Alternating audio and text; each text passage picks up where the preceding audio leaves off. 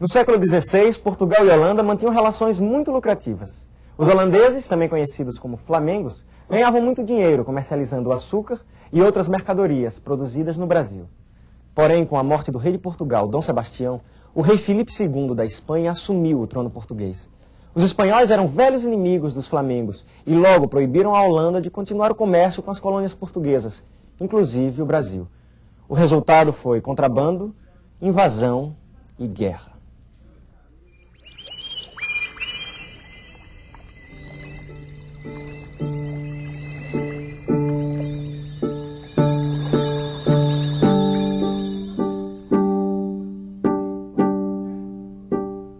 Imagine a TV viajando no tempo para mostrar o passado.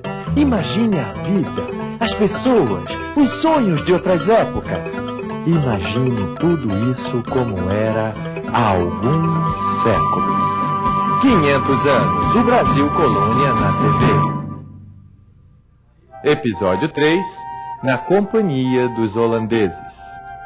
Os comerciantes flamengos não se conformaram com a decisão de Felipe II, rei de Espanha e Portugal.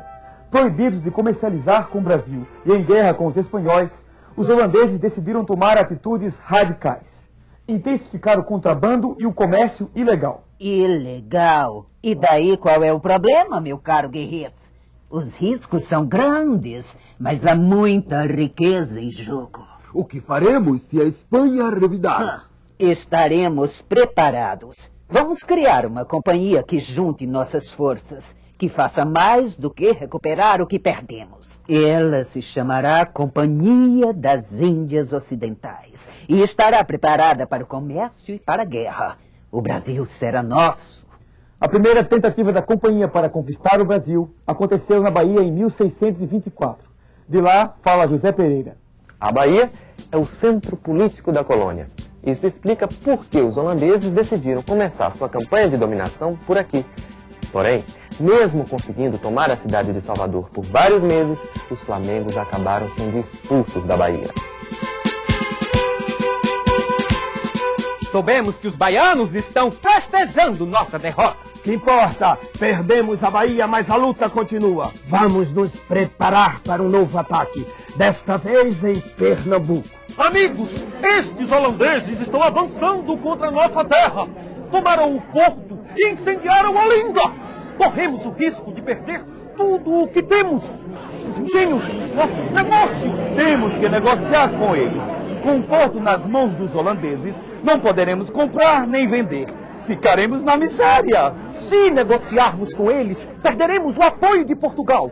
Como ficarão nossos contatos com a corte portuguesa? Se os flamengos nos apoiarem, não precisaremos de Portugal. E se nos traírem? Não sabemos do que são capazes. Portugal não. É nosso velho conhecido. Portugal não pode fazer nada por nós. Devíamos dar aos holandeses um crédito de confiança. Que confiança poderá existir entre nós? Os pernambucanos são católicos. Os holandeses dessa companhia são protestantes. Excomungados pelo Papa. Queimaram nossas igrejas, senhores. Os riscos são grandes demais.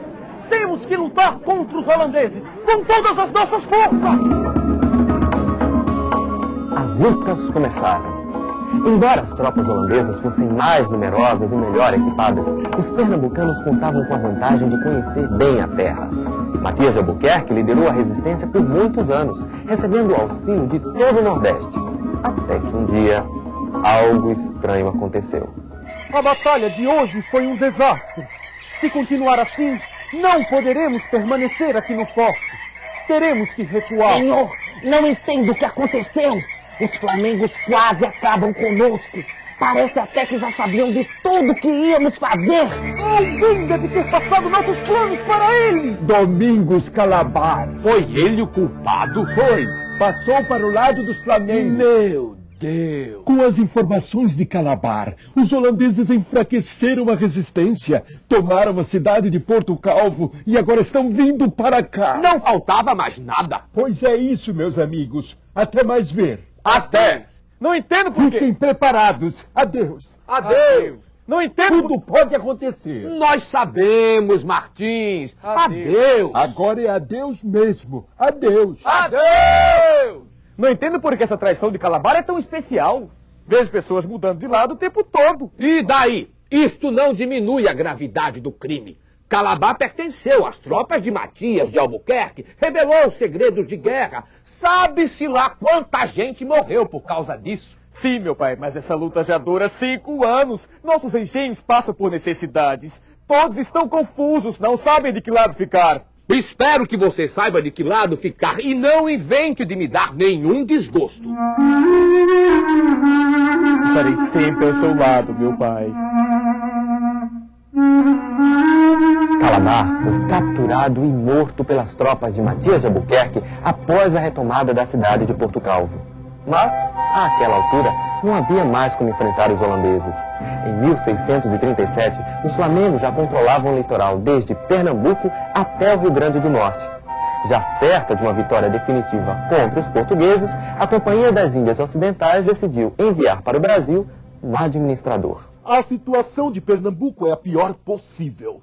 Os engenhos estão à beira da falência, boa parte dos escravos fugiu e o povo nos odeia. Você é o homem mais competente que temos para resolver tudo isso. Eu sei, já concordei em assumir o cargo. Qual é o problema? Suas exigências vão nos custar uma fortuna, Conde Maurício. Depois de tantas batalhas, a situação financeira da companhia não é tão boa assim. Veja aqui, por exemplo, sua comitiva é imensa. Artistas, cientistas, intelectuais. Acha necessário levar tanta gente? Eu acredito que deve ser assim. Se acham que sou o melhor homem para governar o Brasil, paguem o preço das minhas ideias. A companhia pagou o preço, pois sabia que o conde Maurício de Nassau não era um homem qualquer. Culto e inteligente, o conde tomou providências para obter o apoio da população logo ao chegar a Pernambuco. Assim, procurou resolver da melhor maneira todos os conflitos que existiam em relação aos holandeses. Ele é protestante, mas respeita a nossa religião. Ele respeita a nossa também, ouviu? E ainda digo que é só ele que presta. Os oficiais flamengos são cavalos batizados. Nassau concedeu empréstimos e parcelou as dívidas dos engenhos. Estamos conseguindo nos recuperar. Nassau fez o Recife desabrochar como uma papoula ao sol. A aldeia do Recife está sendo chamada de Cidade Maurícia. Tão bonita que ficou. Canais, pontes, jardins, palácios. Ele melhorou o porto, quer reformar tudo. Até parece que estamos na Europa. Ai! Em sua comitiva, o conde trouxe 46 artistas e homens de ciência que se encarregaram de estudar e registrar toda a realidade brasileira daquela época como nunca havia sido feito antes.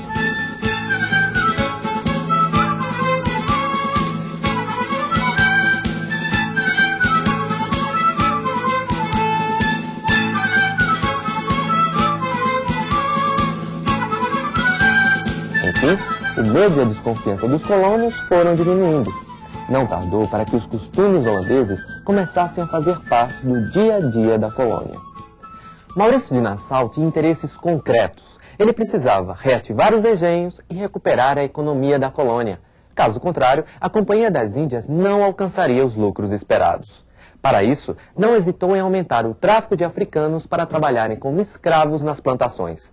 Diretamente da Holanda, fala Joaquim Vaz. E atenção! Enquanto os holandeses comemoram os primeiros lucros obtidos em Pernambuco, Dom João IV, novo rei de Portugal, assina com a Holanda um acordo para cessar fogo no nordeste do Brasil. Prepare as tropas. Vamos continuar a expansão territorial. Mas, senhor, e o acordo de cessar-fogo que foi assinado com Portugal? Portugal está frágil depois da luta com a Espanha. Não vai criar problemas. Vamos fazer de conta que esse acordo não existe. Assim, Nassau conseguiu conquistar o Ceará e o Maranhão, aumentando ainda mais o território ocupado pelos flamengos. Ao mesmo tempo, Nassau tinha planos para expandir o comércio e a agricultura nas regiões já conquistadas. Por isso, continuou a solicitar mais dinheiro para novos investimentos no Brasil. Maurício de Nassau está pedindo mais dinheiro para investir no Brasil. Para investir no Brasil ou no bolso dele? Não, não, não! O preço do açúcar está caindo, o prejuízo é grande. Chega de investimentos, chega de Nassau! Queremos retorno e não transtorno. Concordo. Está na hora de substituí-lo por pessoas que possam aumentar nossos lucros. Vocês devem pagar todas as dívidas que têm com a companhia. De uma só vez? Exato, de uma vez só. Mas o Conde Nassau tinha parcelado tudo. O Conde Nassau foi embora.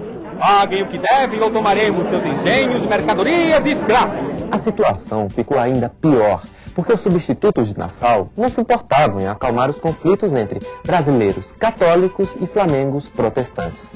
Assim, a rebelião acabou se tornando inevitável. Portugal quer respeitar o Tratado de Paz, mas nós podemos fazer a nossa parte. Não podemos deixar que isso continue assim. Se todos nós podemos ganhar dinheiro trabalhando aqui, por que os flamengos querem tudo para eles? É preciso agir agora! Mesmo sem contar com o apoio direto de Portugal, a luta pela reconquista das terras invadidas pelos holandeses começou. Temos a vantagem de saber lutar no meio do mato, coisa que os flamengos não sabem. Já ganhamos uma batalha no Monte das Tabocas e ganharemos muitas outras. Estamos recebendo apoio de tropas de Salvador, na Bahia. Vamos expulsar todos os holandeses do interior. Após longas e violentas batalhas, os holandeses acabaram acuados na cidade de Maurícia, que era, como eles chamavam, uma antiga aldeia do Recife. Soldados e civis passaram grandes dificuldades, já que a cidade estava cercada e os alimentos demoravam a chegar pelo mar. Quando parecia que a guerra estava definitivamente ganha, a Holanda enviou novas tropas, obrigando os pernambucanos a fazerem um recuo estratégico. Mas isto só serviu para prolongar a agonia de todos. Os flamengos invadiram a ilha de Taparica, na Bahia, e foram expulsos 7 meses depois. Em seguida, lutaram por 2 vezes nos Montes dos Guararapes, em Pernambuco. O exército holandês era imenso e muito bem equipado. As lutas foram sangrentas, mas mesmo assim, os flamengos acabaram derrotados. Mesmo depois de tantas derrotas, a Holanda não desistiu dos negócios no Brasil. Começou a pressionar Portugal para que fosse paga uma indenização à Companhia das Índias Ocidentais por todas as perdas que ela sofreu em solo brasileiro. Enfim, em 1662 ficou acertado que Portugal pagaria 4 milhões de cruzados aos holandeses. Mas não foi exatamente Portugal quem pagou esta fortuna aos flamengos. Não é possível! Vamos ter que pagar um novo imposto! Para saldar a dívida com a Companhia das Índias Ocidentais. Dívida de quê? Nós ganhamos a guerra em nome de Portugal. Por que temos que pagar aos holandeses? Eles perderam! Portugal concordou em pagar porque tem medo de entrar em guerra com a Holanda. Medo? Se Portugal fez o acordo, ele deveria pagar e não o Brasil. Medo? Se tivéssemos nos preocupado com medo, os holandeses ainda estariam aqui. Eu sei, mas no final não teremos escolha, meu amigo. Portugal, Holanda, no fundo dá tudo no mesmo. O que fazer? O que fazer? Depois de quase 40 anos de lutas com os holandeses, a paz parecia ter voltado ao Brasil. Parecia apenas, pois, como se pode falar de paz se todo um povo está sendo massacrado pelo regime da escravidão? Conheça um pouco da saga dos povos africanos no Brasil no nosso próximo episódio.